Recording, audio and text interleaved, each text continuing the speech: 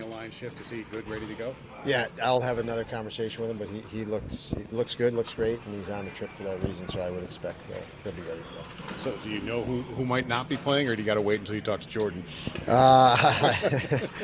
I don't really want to go too much in the lineup. Obviously, we have 23 guys that it looks like are all good to go, and I will say this: whoever comes out, you're making decisions, and anybody could come out in the sense that everybody want everybody playing better. That's for sure. Everybody's played okay, so we'll make some decisions. It's a lot of gray I'm giving you, Paul. I understand.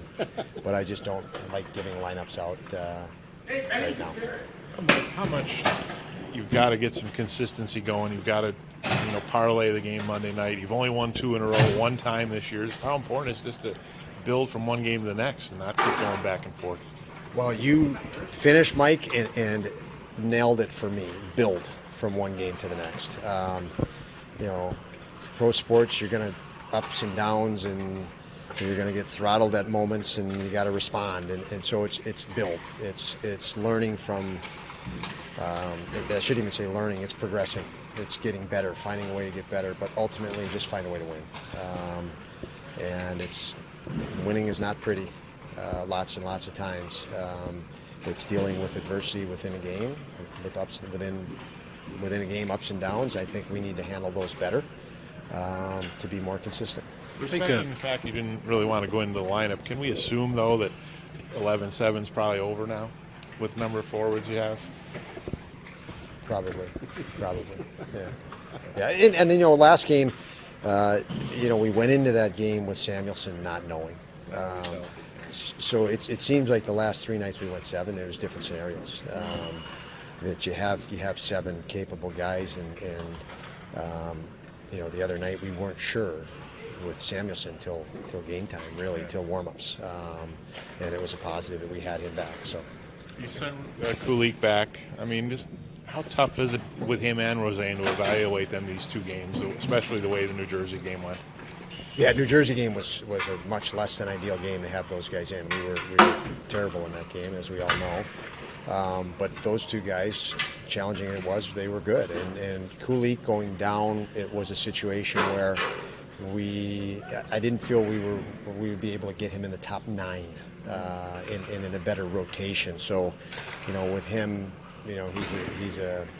with him and what we think of him and his potential and that, we didn't feel that was right. Kevin and I in conversation.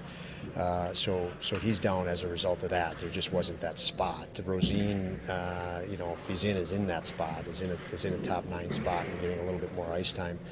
And he's just going to get 20 minutes as soon as he goes back to Rochester, as opposed to whatever he would get here. Yeah, he is still progressing in Rochester. He's a talent. But Rochester is still a resource because you can see him, you can see areas of his game that will get better and better by virtue of being there and playing those minutes that you say, high minutes, 20 minutes a game. And, there's areas, yes, he could help us in this area and that area here. But when guys are healthy, we have guys that can do that as well. So, and should be able to do that. Obviously, you'll have your moments of maybe they didn't, but they should be able to do that. What did you, Johnson? There's no denying the intangibles that he brings to the team and his penalty killing, which is, in my eyes, I don't know yours, but mine have been superb. But 5-on-5, do you feel maybe there's more there, or you need more from him 5-on-5? I think he'll get better 5-on-5. It's a big system change from man-on-man. Not many teams are man-on-man anymore. He came from a man-on-man system, and I still think that affects him. It takes a lot. It takes time, and he's played it for a lot of years. I was in part of that transition in Chicago where we went to a man-on-man system, and it's a challenge. But I think through reps, through games, that's something that will resolve in the sense of he'll get better with it. But I do think that's been a challenge for him, absolutely. I think he can get better 5-on-5. I think he will get better 5-on-5. He essentially has to break his instincts Right.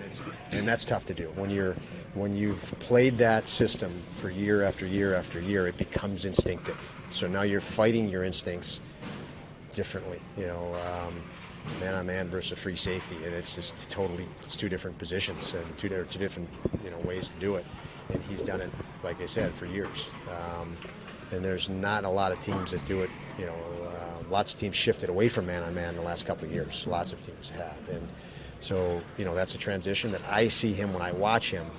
He still gets caught in that, and you can probably go back and see moments where that's happened. But when he resolves that, we know that's the issue, not the player.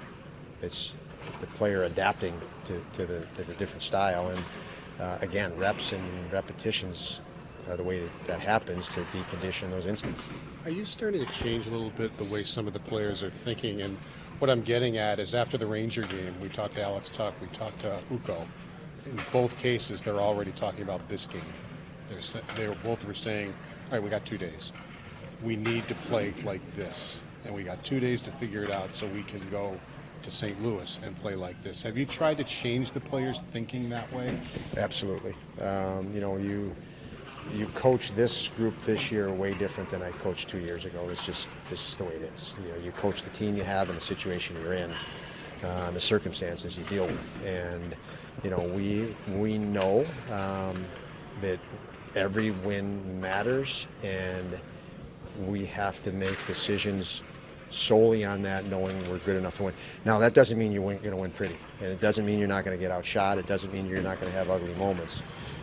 But finding ways to win, and when we've struggled, we've lost track of the foundation of everything, and that's compete, win a battle. You don't have to feel good to win a battle. It doesn't have to look good. And so yes, we're pushing those initiatives hard, and I think the players are taking to that, and it's a process for every team. Every team's going through processes, and for us, we feel you think systems are the resolution. We just talked about Eric Johnson, and yes, there's some systematic things there, but the essence of everything is high compete.